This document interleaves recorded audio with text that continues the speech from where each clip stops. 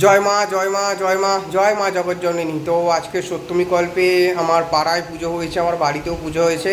তো পাড়া থেকে দায়িত্ব দিয়েছে আজকে আমার বাড়িতে মায়ের অন্নভোগ রান্নার জন্য।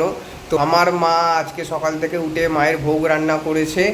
মায়ের ভোগে আজকে আছে খিচুড়ি, পায়েস, ফুলকপির তরকারি আছে, চাটনি, 3 রকম ভাজা আছে, চাটনি।